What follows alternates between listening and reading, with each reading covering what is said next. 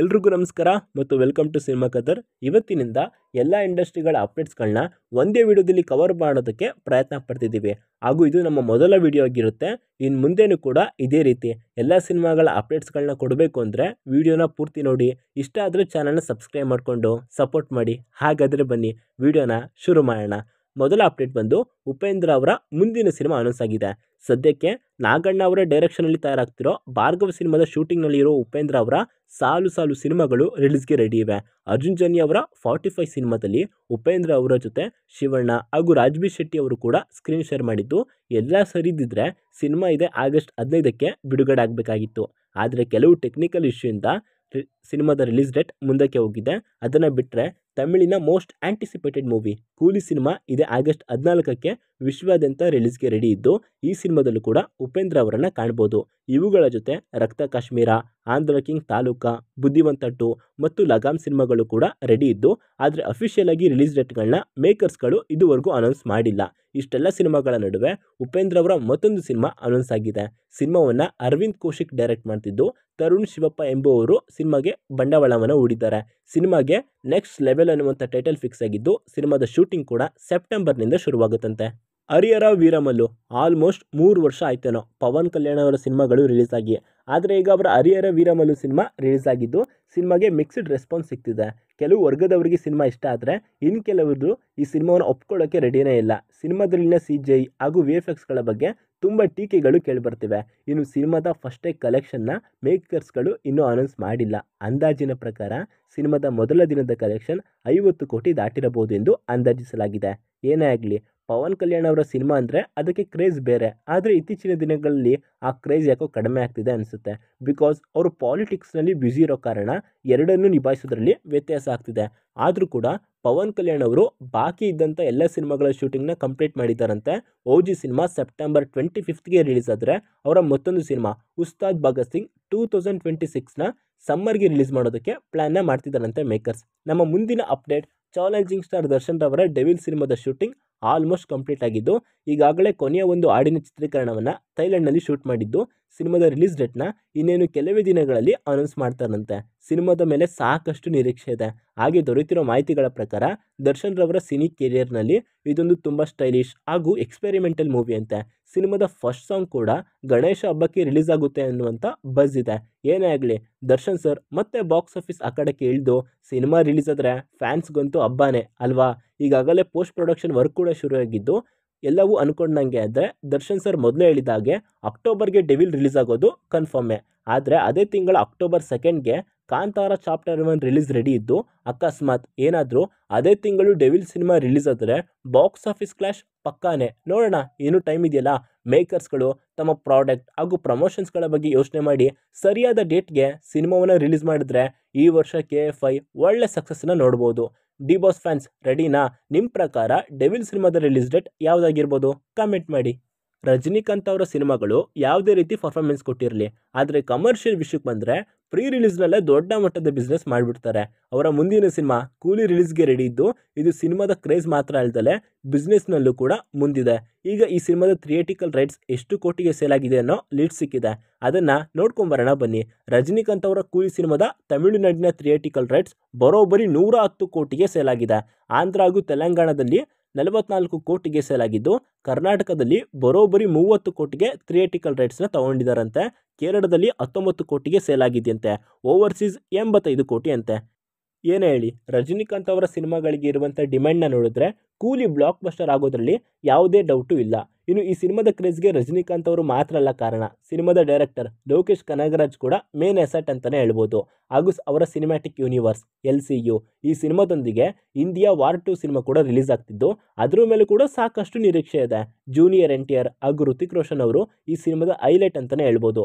ಇದು ಕೂಡ YRFನ ಸ್ಪೈ ಯೂನಿವರ್ಸ್ಗೆ ಸೇರುತ್ತೆ. ವಾರ್ 2 ಸಿನಿಮಾದ ಟ್ರೈಲರ್ ಜುಲೈ 25ಗೆ ರಿಲೀಸ್ ಮಾಡಿದ್ರೆ, ಕೂಲಿ ಸಿನಿಮಾದ ಟ್ರೈಲರ್ನ ಆಗಸ್ಟ್ 2ಗೆ ರಿಲೀಸ್ ಮಾಡಲಾಗುತ್ತೆ ಅಂತ ಮೇಕರ್ಸ್ಗಳು ಅನೌನ್ಸ್ ಮಾಡಿದ್ದಾರೆ. ಇನ್ನು ಜುಲೈ 18ಕ್ಕೆ ರಿಲೀಸ್ ಆಗಿದ್ದಂಥ ಯುವರಾಜ್ ಕುಮಾರ್ ನಟನೆಯ ಎಕ್ಕ ಹಾಗೂ ಕಿರೀಟಿ ಅವರ ಜೂನಿಯರ್ ಸಿನಿಮಾಗಳಿಗೂ ಕೂಡ ಒಳ್ಳೆ ಪಾಸಿಟಿವ್ ರೆಸ್ಪಾನ್ಸ್ ಸಿಕ್ಕಿತ್ತು. ಎರಡು ಸಿನಿಮಾಗಳು ಕೂಡ ಬಾಕ್ಸ್ ಆಫೀಸ್ನಲ್ಲಿ ಒಳ್ಳೆ ಕಲೆಕ್ಷನ್ನೇ ಮಾಡಿವೆ.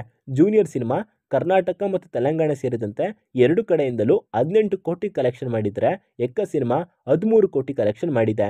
ಒಳ್ಳೆ ಕಂಟೆಂಟ್ ಇರುವಂಥ ಸಿನಿಮಾಗಳು ರಿಲೀಸ್ ಆದರೆ ಥಿಯೇಟರ್ಗೆ ಜನ ಬಂದೇ ಬರ್ತಾರೆ ಅನ್ನೋದಕ್ಕೆ ಈ 2 ಸಿನಿಮಾಗಳು ಸಾಕ್ಷಿಯಾಗಿವೆ. ಮುಂದಿನ ದಿನಗಳಲ್ಲಿ ಈ ಸಿನಿಮಾಗಳ ಕಲೆಕ್ಷನ್ ಎಷ್ಟು ಕೋಟಿ ದಾಟಿದೆ ಅನ್ನೋದನ್ನು ಕಾದು ನೋಡೋಣ. ಸದ್ಯಕ್ಕೆ ಕಿಚ್ಚ 47 ಸ್ಯಾಂಡಲ್ವುಡ್ನ ಆ ಟಾಪಿಕ್ನಲ್ಲಿ ಇರುವಂಥ ಸಿನಿಮಾ. ಯಾಕಂದರೆ ಸಿನಿಮಾವನ್ನು ಏನಾದರೂ ಮಾಡಿ ಇದೇ ವರ್ಷದ ಕೊನೆಯ ಡಿಸೆಂಬರ್ 25ಕ್ಕೆ ರಿಲೀಸ್ ಮಾಡಲೇಬೇಕಂತ ಚಿತ್ರತಂಡ ಪಣ ತೊಟ್ಟಿದೆ. ಸಿನಿಮಾದ ಶೂಟಿಂಗ್ ಕೂಡ ಚೆನ್ನೈನಲ್ಲೇ ಬರದಿಂದ ಸಾಗ್ತಿದೆ. ಸಿನಿಮಾದಲ್ಲಿ ಕಿಚ್ಚ ಸುದೀಪ್ ಅವರು ಮತ್ತೊಮ್ಮೆ ಪೊಲೀಸ್ ಪಾತ್ರದಲ್ಲೇ ಕಾಣಿಸ್ಕೊಳ್ಳೋದು ಆಲ್ಮೋಸ್ಟ್ ಕನ್ಫರ್ಮ್ ಆಗಿದೆಯಂತೆ. ಸಿನಿಮಾಗೆ ವಿಜಯ್ ಕಾರ್ತಿಕೇಯ ಅವರ ನಿರ್ದೇಶನವಿದ್ದು ತಮಿಳಿನ ಸತ್ಯಜ್ಯೋತಿ ಫಿಲಮ್ಸ್ ಕಿಚ್ಚ ಸುದೀಪ್ ಅವರ ಜೊತೆ ಕೈ ಜೋಡಿಸಿದೆ. ಈ ಸತ್ಯಜ್ಯೋತಿ ಫಿಲಮ್ಸ್ ಈ ಹಿಂದೆ ಕಿಚ್ಚ ಸುದೀಪ್ ಅವರ ಜೊತೆ ಚರಣ್ ಅವರ ನಿರ್ದೇಶನದಲ್ಲಿ ಸಿನಿಮಾವನ್ನು ಅನೌನ್ಸ್ ಮಾಡಿತ್ತು. ಆದರೆ ಅದು ತಾವು ಅಂದ್ಕೊಂಡಿದ್ದಂಥ ಬಜೆಟ್ನ ದಾಟಿ ಹೋಗಿದ್ರಿಂದ ಅದನ್ನು ಡ್ರಾಪ್ ಮಾಡಿ ಈ ಸಿನಿಮಾವನ್ನು ಟೇಕ್ ಆಫ್ ಮಾಡುತ್ತಾರಂತೆ.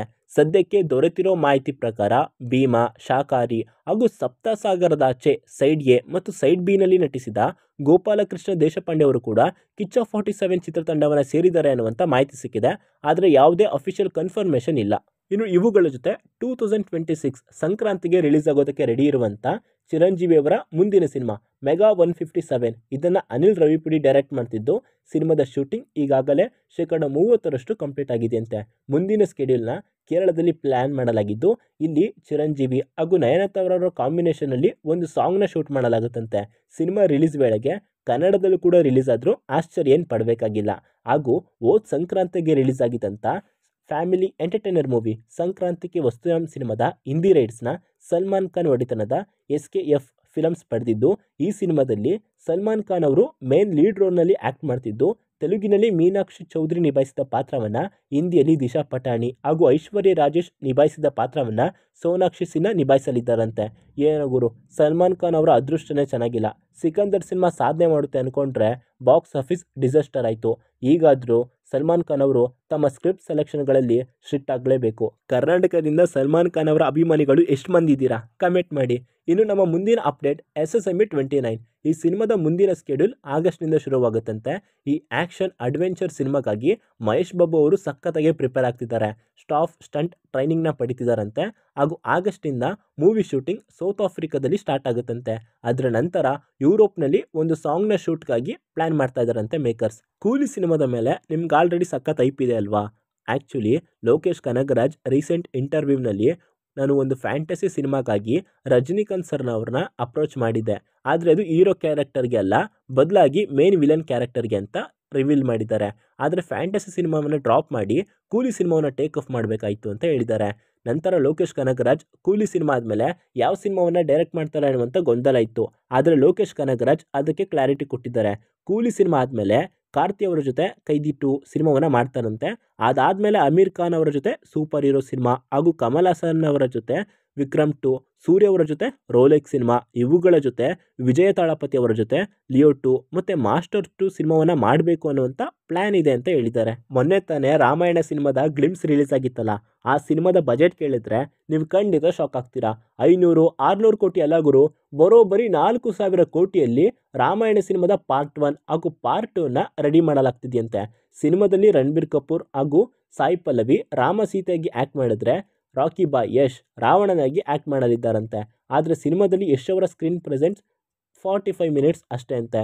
ಈಗಾಗಲೇ ಯಶ್ ಅವರು ಪಾರ್ಟ್ 1 ಸಿನಿಮಾದ ಶೂಟಿಂಗ್ ಮುಗಿಸಿದ್ದು ಟಾಕ್ಸಿಕ್ ಸಿನಿಮಾದ ಶೂಟಿಂಗ್ನಲ್ಲಿ ಬ್ಯುಸಿ ಇದ್ದಾರೆ. ಮೊನ್ನೆ ಯಶ್ ಅವರ ಅಮ್ಮ ನನ್ನ ಮಗನಿಗೆ ಸಿನಿಮಾ ಮಾಡಬೇಕಂದ್ರೆ 2,000 ಕೋಟಿ ಬೇಕು ಅಂತ ಹೇಳಿದರು. ಅದು ಯಾಕಂತ ಇವಾಗ ಗೊತ್ತಾಯಿತು. ಪುಷ್ಪ ಆಂಟಿ, ನೀವು ಫ್ಲವರ್ ಅಲ್ಲ ಫೈರ್. ಏನೇ ಇರಲಿ, ನಮ್ಮ ಇಂಡಿಯನ್ ಸಿನಿಮಾಗಳಲ್ಲಿ ಹೈಯೆಸ್ಟ್ ಕಲೆಕ್ಷನ್ ಮಾಡಿರೋ ಸಿನಿಮಾ ಅಂದರೆ ಅದು ದಂಗಲ್ ಸಿನಿಮಾ, ಹತ್ತತ್ರ 2,000 ಕೋಟಿ. ಆದರೆ ರಾಮಾಯಣ ಸಿನಿಮಾದ ಬಜೆಟ್ ದಂಗಲ್ ಸಿನಿಮಾದ ಕಲೆಕ್ಷನ್ಗಿಂತ ಡಬಲ್ ಇದೆ. Wait and see, cinema release ಆದಮೇಲೆ ಯಾವ ರೀತಿ ಪರ್ಫಾರ್ಮೆನ್ಸ್ ಮಾಡುತ್ತೆ ಅನ್ನೋದನ್ನು ನೋಡೋಣ. ಅಲ್ಲು ಅರ್ಜುನ್ ಮತ್ತು ಅಟ್ಲಿ ಅವರ ಕಾಂಬೋದಲ್ಲಿ ಬರ್ತಿರುವಂಥ ಸಿನಿಮಾಗೆ 5 ಜನ ಹೀರೋಯಿನ್ಗಳು ಇದರಲ್ಲಿದ್ದಾರಂತೆ. ಈಗಾಗಲೇ ದೀಪಿಕಾ ಪಡುಕೋಣೆ, ಮೃಣಾಲ್ ಠಾಕೂರ್, ರಶ್ಮಿಕಾ ಮಂದಣ್ಣ ಹಾಗೂ ಜಾನ್ವಿ ಕಪೂರ್ ಸಿನಿಮಾದಲ್ಲಿ ಆ್ಯಕ್ಟ್ ಮಾಡೋದಕ್ಕೆ ಗ್ರೀನ್ ಸಿಗ್ನಲ್ ಕೂಡ ಕೊಟ್ಟಿದ್ದಾರಂತೆ. ಸಿನಿಮಾದ 5ನೇ ಹೀರೋಯಿನನ್ನು ಸರ್ಪ್ರೈಸ್ ಆಗಿ ಇಡಲಿದ್ದಾರಂತೆ. ಇದೊಂದು mythological periodic action drama ಆಗಿರಲಿದ್ದು Allu Arjun ಅವರು ಬರೋಬ್ಬರಿ 4 ವಿಭಿನ್ನ ಶೇಡ್ನಲ್ಲಿ ಕಾಣಿಸ್ಕೊಳ್ಳಲಿದ್ದಾರಂತೆ. ಇನ್ನು OTT ರಿಲೀಸ್ ವಿಷಯಕ್ಕೆ ಬಂದರೆ ಧನುಷ್ ಆ್ಯಕ್ಟ್ ಮಾಡಿರುವಂಥ ಕುಬೇರ ಮೂವಿ ಪ್ರೈಮ್ನಲ್ಲಿ ಸ್ಟ್ರೀಮ್ ಆಗ್ತಿದೆ. ಕನ್ನಡ ವರ್ಷನ್ ಕೂಡ ಅವೈಲೇಬಲ್ ಇದೆ. ಸೀಸನ್ 2 ಜಿಯೋ ಹಾಟ್‌ಸ್ಟಾರ್‌ನಲ್ಲಿ ಅವೈಲೇಬಲ್ ಇದೆ. DNA ಜಿಯೋ ಹಾಟ್‌ಸ್ಟಾರ್‌ನಲ್ಲಿ ಸ್ಟ್ರೀಮ್ ಆಗ್ತಿದೆ. ಕನ್ನಡ ಡಬ್ಬಿಂಗ್ ಕೂಡ ಚೆನ್ನಾಗಿದೆ. ಒಂದ್ಸಲ ಟ್ರೈ ಮಾಡಿ. ಎಡಗೈಯೇ ಅಪಘಾತಕ್ಕೆ ಕಾರಣ ಪ್ರೈಮ್‌ನಲ್ಲಿ ಸ್ಟ್ರೀಮ್ ಆಗ್ತಿದೆ. Kannada version of Hindi film sir ಜಮೀನ್ ಜಿಯೋ ಹಾಟ್‌ಸ್ಟಾರ್‌ನಲ್ಲಿ ಸ್ಟ್ರೀಮ್ ಆಗ್ತಿದೆ. ಜೆಂಟಲ್ವುಮೆನ್ ಕನ್ನಡ ವರ್ಷನ್ ಪ್ರೈಮ್‌ನಲ್ಲಿ ಅವೈಲೇಬಲ್ ಇದೆ. ಕುಲದಲ್ಲಿ ಕೀಳ್ಯಾವುದೋ ಕನ್ನಡ ಮೂವಿ ಪ್ರೈಮ್‌ನಲ್ಲಿ ಸ್ಟ್ರೀಮ್ ಆಗ್ತಿದೆ. ಸೊ ಇದಿಷ್ಟು ನನ್ನ ಹತ್ರ ಇದ್ದಂಥ ಅಪ್ಡೇಟ್ಸ್ಗಳು. ಇವುಗಳಲ್ಲಿ ನಿಮ್ಮನ್ನು ತುಂಬ ಎಕ್ಸೈಟ್ ಮಾಡಿದಂಥ ಅಪ್ಡೇಟ್ ಯಾವುದು ಅನ್ನೋದನ್ನು ಕಮೆಂಟ್ ಮಾಡಿ ತಿಳಿಸಿ. ಮತ್ತಷ್ಟು ಅಪ್ಡೇಟ್ಗಳೊಂದಿಗೆ ನಾಳೆ ಸಿಗ್ತೀನಿ. Signing off Shashi.